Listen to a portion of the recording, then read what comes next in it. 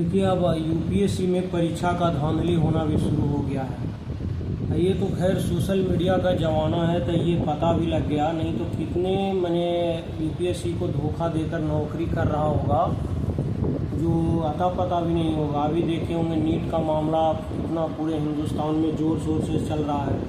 अब 18 जुलाई को बोला है सुप्रीम कोर्ट कि हम इसकी जांच करेंगे। फिर से मैंने उसका जब एनडीए अपना रिपोर्ट 100 का सीबीआई देगा तो फिर वो अपना डिसीजन देगा।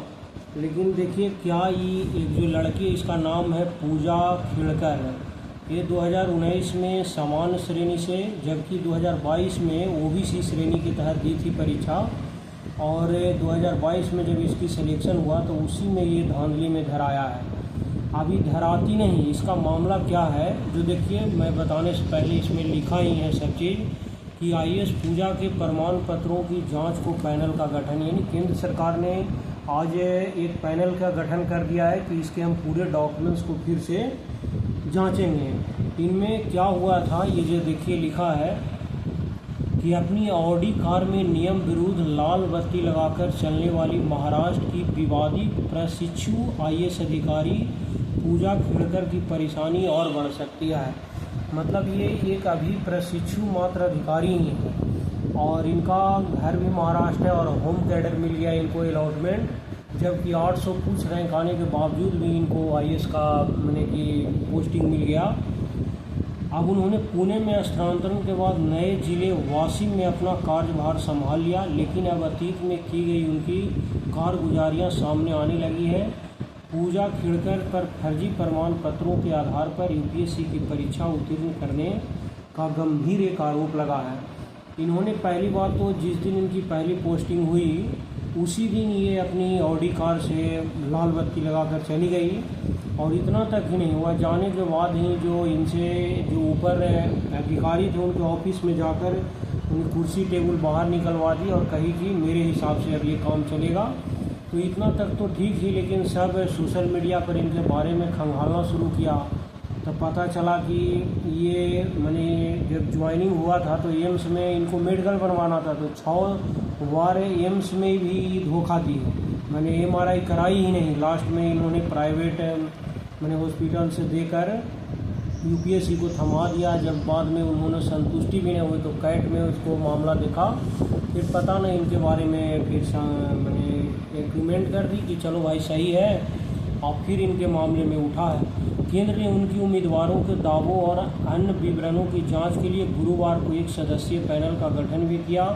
उन पर गलत ढंग से दिव्यांगता यानी डिसेबिलिटी और ओबीसी कोटा हासिल कर लाभ लेने के आरोप लगे हैं। एक चीज़ देखिएगा, इनके पिताजी भी क्या हैं कि एक सिविल सेवक थे, तो इन्होंने जब रिटायरमेंट इनके पिताजी के तो जब चुनाव लड़े तो उन्होंने अपने हलफनामा में 40 करोड़ रुपये की बात बताई और इनकी खुद भी संपत्ति 17 करोड़ के आसपास है। तो इन्होंने क्रीमी लेयर में, नन क्रीमी लेयर में 8 ही लाख तक है, तो इनको आना चाहिए क्रीमी लेयर में, नन क्रीमी लेयर में, जबकि ये अपना नन मैंने क्रीमी लेयर में दे दी है मैंने जो सर्टिफिकेट बनाकर, तो इसके चर्चा आई है जिसके कारण इनको इतने नीचे रैंक लाने के बाद भी आईएएस का मैंने कि मिल गया है पोस्टिंग। जो कार्मिक एवं जो प्रशिक्षण विभाग है डीओपीटी के एक अतिरिक्त सचिव उनकी दिव्यांगता और ओबीसी प्रमाण पत्र जांच करेगा, मैंने करेंगे फिर से इनकी जांच करके बताएगा कि क्या ये सही किया है कि नहीं। पूजा के नॉन क्रीमी लेयर ओबीसी श्रेणी के तहत यूपीएससी की परीक्षा देने पर सवाल उठ रहे हैं। पूजा जबकि 2019 में यही परीक्षा समान श्रेणी में दी थी, तब उनके अच्छे नंबर नहीं आए थे। जब 2019 में दी थी परीक्षा तब इनका अच्छा ना, फिर 2022 में उन्होंने नॉन क्रीमी लेयर ओबीसी श्रेणी के तहत परीक्षा दी। इस विशेष श्रेणी के तहत परीक्षा देने पर भी आईएएस के रूप में उनका चयन न हो पाता, क्योंकि उस वर्ष इसी श्रेणी के तहत अंतिम रैंक 434 थी। लेकिन पूजा ने शारीरिक दिव्यांगता का प्रमाण पत्र देकर यह बाधा भी पार कर ली। यहाँ तक कि इस परीक्षा के लिए अनिवार्य मेडिकल जांच कराने में भी वह कतराती रही। वह 6 बार इस जांच में कन्नी काटी, जबकि 2019 में यूपीएससी की परीक्षा देते समय उन्होंने शारीरिक दिव्यांगता को प्रमाण पत्र नहीं दिया। अब प्रशिक्षु आईएएस अधिकारी पूजा खेड़कर की इन सारी करतूतों पर सवाल उठाए जा रहे हैं और कार्रवाई भी शुरू कर दी है। वहाँ पर महाराष्ट्र के विधानसभा में नेता प्रतिपक्ष विजय जो बेट्टीवार हैं, उन्होंने कहा कि चयन में गड़बड़ी हुई है, एजेंसी की यह गड़बड़ है। पहले ही उनके द्वारा प्रस्तुत दस्तावेज को ठीक से जांच होनी चाहिए थी। उन्होंने गलत प्रमाण पत्र देकर फ़ायदा उठाया है, इसकी जांच होनी चाहिए।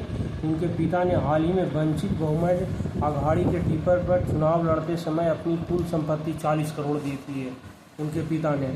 और स्वयं पूजा खेड़कर के पास भी 17 करोड़ की संपत्ति है, फिर भी उन्होंने ओबीसी की नॉन क्रीमी लेयर के तहत यूपीएससी परीक्षा दी है। जबकि क्रीमी लेयर में देती तो न भी हो पाता। क्रीमी लेयर और जनरल दोनों का समान नंबर पर समझिए कि होता है सिलेक्शन, और इन्होंने क्रीमी लेयर का फ़ायदा उठा ली।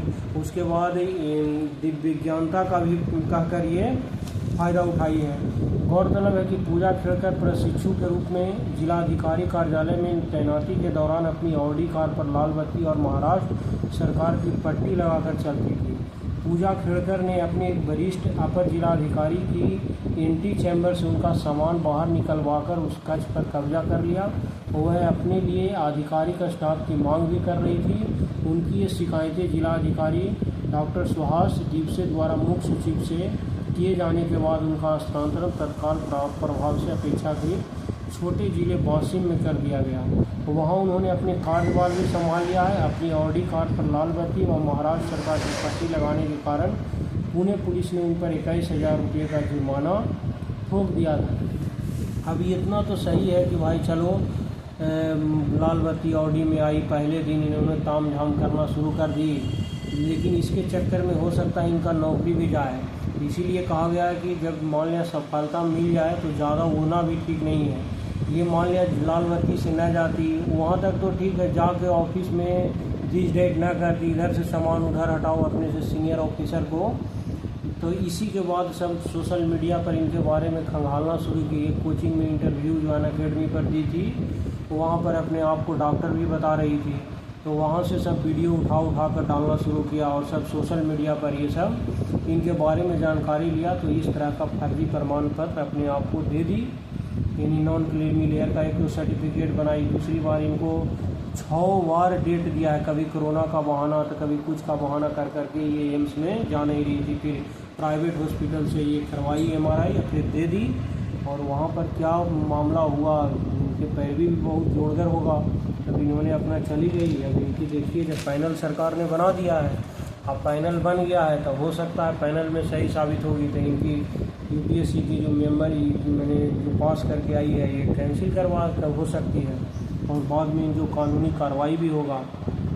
तो ये जब IAS के परीक्षा में भी यूपीएससी के द्वारा जब इतनी बड़ी धांधली हो सकती है, वन परीक्षा की तो बात नहीं किया। अब ऐसे न जाने कितने लोग अभी IAS में भी रिटायर भी हो गया हो, बहुत सारे। अभी तो ये तो संयोग से पकड़ी गई है, नहीं तो पकड़ में भी नहीं आता।